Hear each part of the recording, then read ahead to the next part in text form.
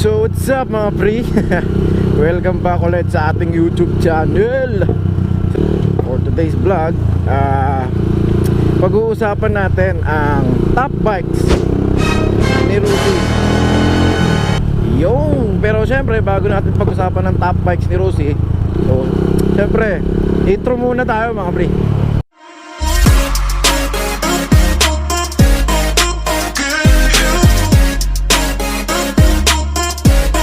So yun nga. So pag-uusapan natin ang top bikes ni Rusi. So bakit ko siya naisipan gawan? So napapansin ko kasi na alam niyo yun, medyo umuunlad na si Rusi. I mean sunod-sunod na yung labas niya, dumadami na yung mga bumibili, 'di ba?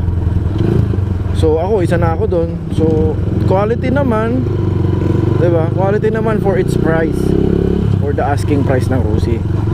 Goods naman. So yung pagkakasunod-sunod ng mga motor, mga pre, ano to ha?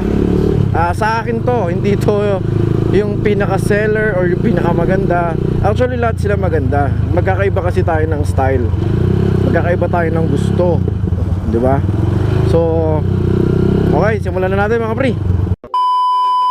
So sisimulan natin mga pre sa 250cc bikes nila. So sisimulan ko na. Unang-una sa lahat, ang Rusi Sigma 250. So ito yon yung motor ko. Ayan. So Rusi Sigma yan. Single, sabihin na natin yung ano niya, specs niya. Single cylinder, 4-stroke, sa papel 223cc, which is 3 years registered sa LTO. Then si Rusi Sigma ay sports touring. Bakit siya naging sports touring mga pre? Dahil sa kanyang upright handlebar. Yan naging sport. Kung gusto mo na medyo sub-soba talaga kay sporty, pwede ka naman magpalit na ito mga pre. May mga available naman na ano dyan, aftermarket. Yung iba ang ginagawa nila, alam nyo yung sa Z200 old na handle clip bar, ay handlebar na ganito, swak na swak yon, size 48 din kasi yung ganito ng old Z200. So yun yung minsan ginagamit nila para talagang tukon-tuko ka. So medyo sporty. Then tapos last check ko din sa Rusi, so kasi nga busy eh. So last check ko sa Rusi, ang price ng Sigma ngayon nasa 90 yata. So below ano pa din, 'di ba? Below 100 pesos pa din, 100,000 pesos pa rin, 'di ba? So sulit na bike pa rin. Sulit naman sa binibigay na power. So dako naman tayo dun sa susunod nating bike. Susunod naman nating bike mga pre, ang Rusi Titan 250 Fi. So narinig nyo, Fi. Mga pre, ito yung motor na ano, na sobrang pogi para sa akin ha, kasi may iligay ko sa ano, sa medyo modern classic na parang kumbaga retro baga yung datingan. Yung datingan niya mala Harley, kung hindi mo kilala yung motor, mapagkakamala mo siyang branded dahil nakagulat yung nilabas ng Rusi. Hindi ko ina-expect na ilalabas nila yan. Nung kinuha ko yung Sigma, sa kanila nilabas yan, kaya medyo naiinis ako, sabi ko sayang, pero okay lang. At hindi naman ako nagsisisi dito dahil gusto ko to. So balik tayo doon mga pre. Rusi 250 Titan Fi. So same engine ni Rusi Sigma, same engine lang, walang pinagkaiba. Siguro ang pagkakaiba lang style. Then si Titan ay Fi na nga, so fuel injected na siya. So kung sasabihin naman natin Fi, ay meron bang service center si Rusi sa mga Fi, ganun. So mga pre, hindi na mahirap sa panahon natin ngayon yan. Sobrang dali na yan dahil sobrang dami ng motor shop na mismong nag-Fi cleaning, di ba? Na quality din. Hindi mo na kailangan maghanap mismo sa kasa. Dahil ito sasabihin ko sa inyo mga pre, hinahabol niyo yung libre sa kasa. Well, that's good kasi kasama naman talaga sa ano yon. Pero kasi iba yung bayad sa libre sa mga binabayaran mo talaga mga pre. Subok ko yun eh. Magka-changer lang ako dun sa Rusi dahil wala pa akong kakilalang, hindi ko pa namimit yung Kuya Ferds nun. At nagtsatsaga ako sa Rusi pumunta para pasilip-silip dito. So binabagalan nila yung galaw nila doon, diba? Hindi kasi ako magtatagal sa ganun eh. Kaya yun, namit ko si Kuya Perks. Yun na. So balik tayo.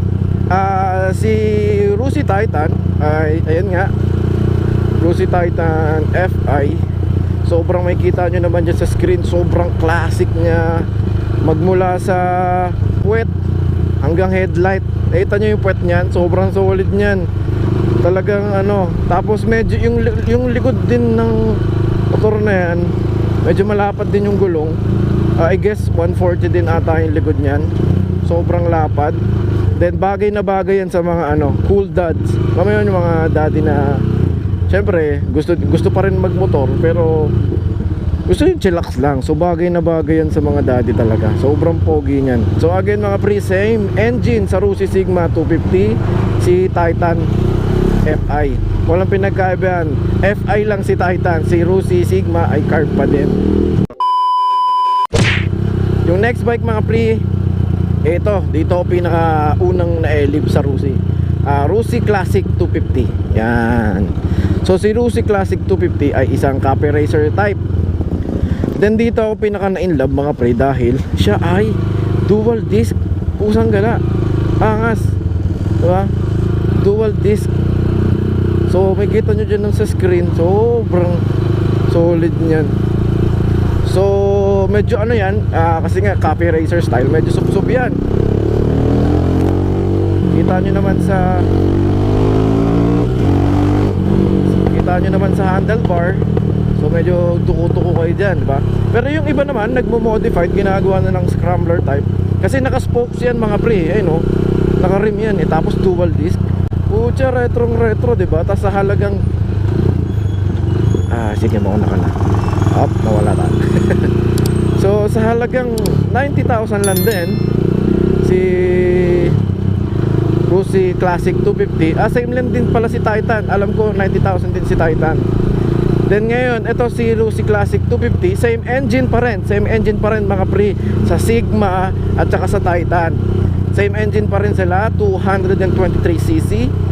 Then si Classic naman mga pre, siya yung carb type naman si Classic 250. Matipid na naman siya kasi depende naman niya sa pagkatono ng carb eh. So, pero syempre alam naman natin mas matipid ang fuel injected kasi talagang diretso na yun eh. So yun, ayan makikita nyo, dual disc, dual sports ata yung gulong na tawag dyan. Dual sports na gulong kasi parang pang off-road ano na din. Then yung seat nyan, makakapag-angkas ka pa naman dahil medyo mahaba pa yun eh, medyo mahaba. Unlike doon sa Rusi Titan, medyo konti na lang yung space para doon sa angkas mo. So medyo mahaba yung sa Rusi Classic na 250. So ayan, naka-digital din yan. Tapos analog ata yung RPM nun. Kasi nung nakita ko yan, yung una kong tinignan talaga dyan yung ano eh, yung dual disc mga pre. Doon talaga ako na-attract eh. Sabi ko wow, dual disc. So yan, bagay naman yan sa mga binatilyong medyo medyo alam mo na yun, mga parang malakas pang to Jericho Rosales yan, diba?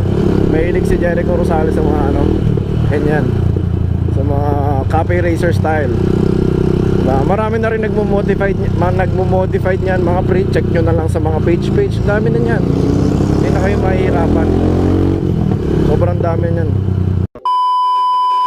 So next bike natin is si Rusi Classic 250 FI. Yan, may kita nyo sa screen, si Rusi Classic FI. So may kita nyo, parang same lang sila ni Classic 250. Pero yan si Rusi Classic 250 FI, siya ay scrambler type dahil nakaangat na yung manibela. Tapos hindi na siya naka-spokes, naka-mugs na siya. Then dual disc pa rin siya mga pre. Ayan, makikita nyo dyan sa screen, dual disc pa rin siya. Sobrang solid nyan. Siya naman ay FI, hindi siya carb, diba? FI siya. So magmula sa Rusi Sigma hanggang dito sa sinabi ko na Rusi Classic 250, same engine lang mga pre, same engine lang. 223cc pa din, 4 stroke. FI naman si Rusi Classic 250 FI.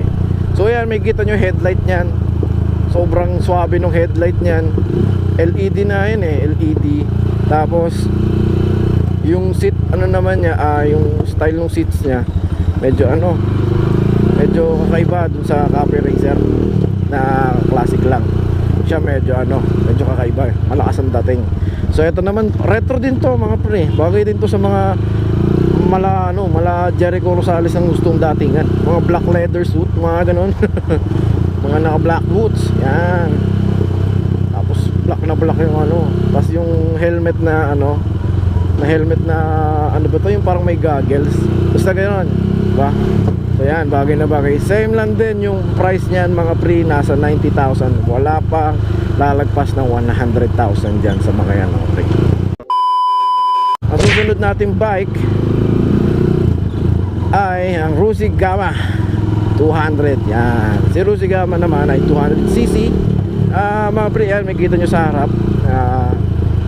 Kamukha niya yung version 1 ng CBR. Yan, diba? Pero ito mga pre, itong Gamma, medyo may kataasan to. Mas mataas to sa Sigma. Mas mataas sa Sigma. Si Sigma, malapad lang siya pero medyo mababa. Si Gamma kasi, mataas talaga mga pre. Matangkad yung motor na yan. Then, wala ding problema sa engine yan. Dahil ang engine yan ay marami makapagsasabi na matibay niyan. Dahil napakaraming user ng Gamma mga pre. Ako na nagsasabi. Wala silang mga naging problema at maayos naman. Then ang Rusi Gamma mga pre, tang nito, yan yung alam kong unang sumikat sa kanila nung yung Rusi. Kasi yun yung naging mabenta at mabili. So 200cc si Rusi Gamma, ayan, ma-appreciate yan. 4 stroke din yan mga pre, push rod type engine naman siya. Si Rusi Sigma naman kasi, ang engine ni Sigma, lahat ng 250 bikes ng Rusi ay timing chain. So si Rusi Gamma ay push rod type engine naman siya. So dako naman tayo sa next bike. Hindi na natin paano ang ating Rusi Mojo 200. Yan, Rusi Mojo 200. Ito naman mga pre, replica ng Ducati Monster. Hindi naman replica. So si Rusi Mojo mga pre, yan. Kung gusto mo ng medyo naked, ayan ang naked ayan ang naked na ma-offer ni Rusi para sa'yo. Ang Rusi Mojo 200. Yan, Ducati Monster look-alike. So sobrang naked niyan, sobrang ganda, sobrang naka-digital na rin. Digital na rin yung display niyan. Nakikita yung display niyan. So bagay na bagay yan sa mga medyo ng masakit. Then relax sa driving, di ba? Kalmado. So bagay na bagay ang bagay na bagay Mojo 200 yan. Then mga pre, carb type din si Mojo 200. Ayan, nakikita nyo sa screen. Baka mapaibig ako. Nung una napaibig ako dyan eh. Pero kasi, so sabi ko 200, ba't hindi na lang ako mag Sigma yun?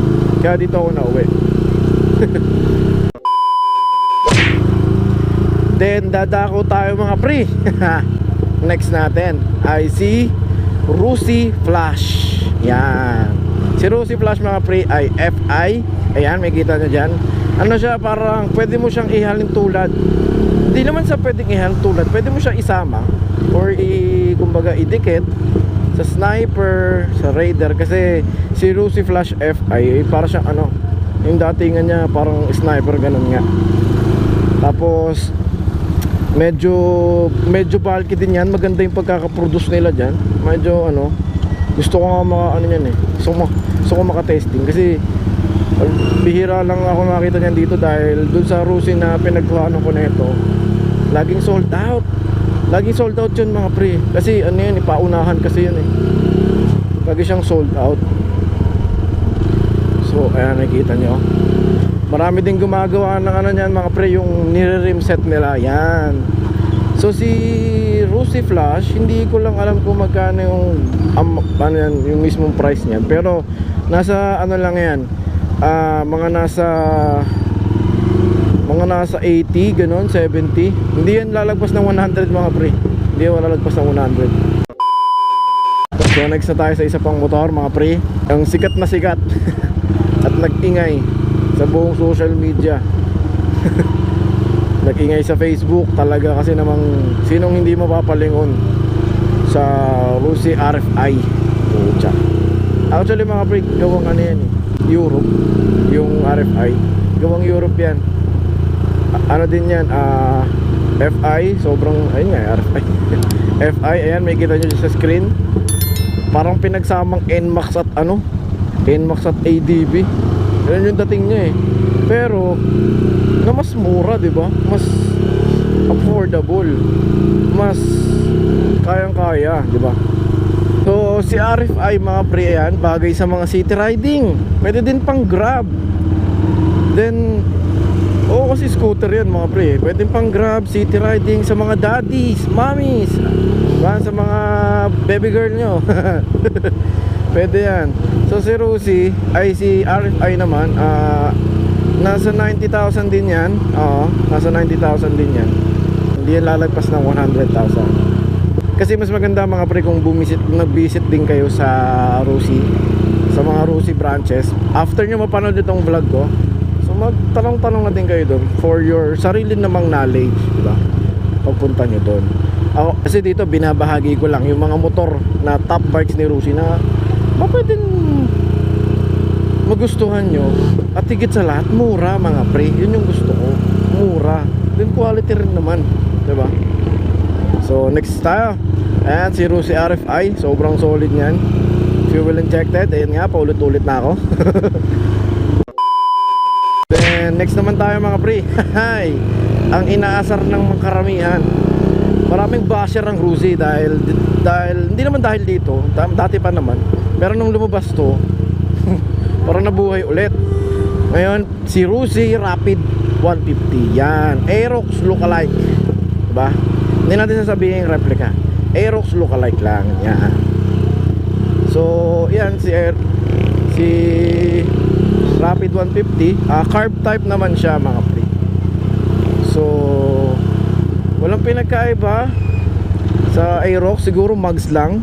At yung sa Aerox kasi yung uso nun, yun yung signal light. Sa Rapid kasi hindi siya signal light, parang grills ng butas-butas kasi yun eh. Ayan, tulad nito, ito, ano to, Aerox talaga yan. Yan fake Aerox, that's a legit Aerox. Yan, may kita nyo. So nasa ano yan eh, alam ko nasa 60k yan, 60k ganon. Or kasi yung Gamma 59 eh. Ayun o, yan, ayun, saktong sakto. Ito, papahuli tayo. Ayan, papahuli tayo ha. Paunahin natin yan. Tagal mauna ni kuya. Tagal mauna. Para makita natin yung ano. Yan. Yan ang Rapid mga pre. O diba, yung Aerox kanina, ito Rapid. O, quality rin siya mga pre. Marami rin gumagamit niyan, diba? So nakita nyo doon, diba? Goods naman siya. Ano lang, kung gusto nyo mag-look alike lalo ng Aerox, siguro ano, yung mga headlight, baguhin yung headlight, yung ibang parts nya, diba? Sobrang solid pa din. So yung next bike natin mga pre, ito yung mga mahilig mag-dirt, basta mahilig trail, yun, mag-trail, yan. Nandyan ang KRY 200 at 150. Ayun o, RFI o, KRY at 150. Ngayon may mga pre, hindi ko alam kung ilalabas na ba ni Rusi yung 250cc na KRY. So ayan, nakikita nyo, diba? Solid yan mga pre. Yan din yung sumikat yan way back 2011, mga ganon. Kasi yun yung naging top selling nila eh. Malakas maubos yung dati eh. And nga si KRY 150 po, 175. Hindi ko kasi basta yun, nandun siya mga pre. Ayan, bagay na bagay yan sa mga mahilig mag-trail. And actually mga pre, maraming gumagamit yung pan-trail. Malakas din kasi yung makina ng KRY ni Rusi. Kaya marami ding bumili at nabenta din sa masa talaga. Then mga pre, alam ko lately may mga napapanood akong review, lalo na kay Motobuy. Yung KRY 250. Yan. So ilalabas ni Rusi yung version ng KRY 250. Same engine din yun mga pre sa Sigma. 250 naman siya para sa isang pang trail bike. Sobrang lakas niyan mga pre. Gagi, sobrang lakas niyan. So bagay na bagay sa mga trail. Pwede din pang city driving mga pre. Alam niyo yung setup na super motard ba yun? Super moto, ganun. Pwede din yung ganung setup sa ayun yung sinasabi kong KRY. Yan, oh. Diba? Sabi ko yan. So ayun mga pre, sana nakatulong tong vlog ko sa top bikes ni Rusi. Sana nakapili ka ng gusto mo, or kung nanonood ka at plano mong kumuha ng motor, di ka makapag-desisyon kung anong motor.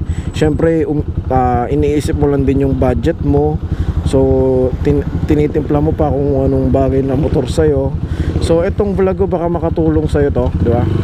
Sa ilang motor yun, 11 atang motor, baka may magustuhan ka. At higit sa lahat mga pre, below 100,000 lang sila mga pre. Walang lalagpas ng 100, diba? Sobrang mura. Hindi ako endorser ni Rusi, hindi ako nagugustuhan ko lang siya kasi pang masa.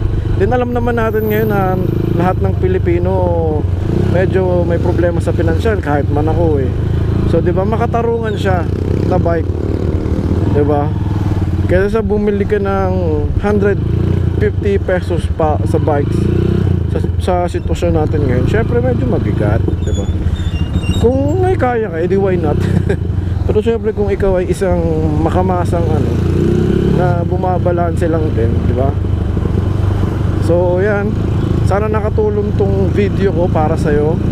Sana nakapili ka ng plano mong motor, or 'di ba? Then tama-tama to. So do your own research pa din after nitong mapanood yung video, or kunyari nagustuhan nyo si Sigma, do some research pa, nood pa kayo ng mga vlogs ng mga nagre-review niyan, pros and cons, ganon ba? Para din sa inyo yun, di ba? So kayo na bahala kung anong mga nagustuhan nyo. So syempre bago ang lahat, huwag nyo kalilimutan mag-like. Mga pre, subscribe nyo na rin ng aking YouTube channel. Hingi lang ako ng konting suporta mula sa inyo.